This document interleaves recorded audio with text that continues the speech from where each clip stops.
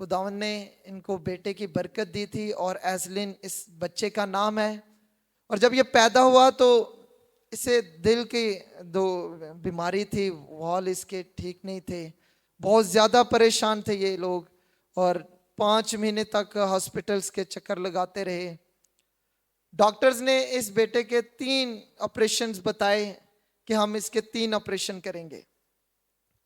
ये इस दौरान यहाँ हीलिंग प्रेयर पर रेगुलर आते रहे, बेटे को भी लेकर फादर जी से भी दुआ करवाई।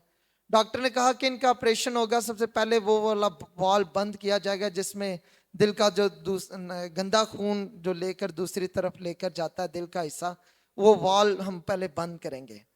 और फिर इस दौरान इनके बेटे का बपतिस्मा किया गया। फादर जी ने इस बच्चे का बपतिस्मा किया ताकि सर्जरी से पहले ये बपतिस्मा हासिल करे और मसीही बने। बपतिस्मा के बाद जब ये गए यहाँ फादर जी से दुआ करवा के हॉस्पिटल गए, एडमिट हुए, डॉक्टर ने इको की तो टेस्ट से पहले जब इको की तो फिर वही डॉक्टर जिसने कहा था कि ये वॉल हम बंद करेंगे, उसने कहा कि किसी ऑपरेशन की अभी नहीं जरूरत नहीं है। Hallelujah, hallelujah, hallelujah. बहुत बड़ा मौजज़ा खुदावंद ने किया।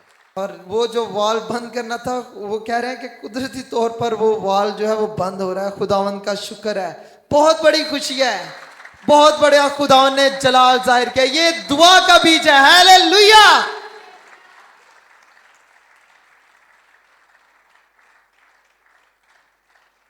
ये गवाही इसलिए देते हैं कि आपका ईमान बहुत बड़ा हो जाए। जितना बड़ा ईमान उतना बड़ा मौजज़ा। जो बीमार हो खुदा इधर आओ, यीशु के पास आओ, वो शिफा देता है रूह की भी, और ये बीमारी फिर खुदा के पास आने का वसीला बन जाती है। बीमारियों में कई लोग पहले दूर थे खुदा के, बीमारी की वजह से खुदा के पास आ गए, तौबा की उन्होंने। बहुत लोग बीमारी में खुदा के पास, और ये एक शिफा, जिस्म की भी शिफा, रूह की भी शिफा। आप ये देखें, ये खुदावंद के शुक्रगुजार रहेंगे। खुदावंद की कुदरत को इन्होंने पहचाना है, खुदा की मोहब्बत को पहचाना है। तो ये मकसद है गवाही देने का। आप भी जो बीमार हो खुदा के पास लाओ, इधर लाओ। खुदावंद यीशु शिफा देता है, उसी वक्त भी उसका अपना तरीका है।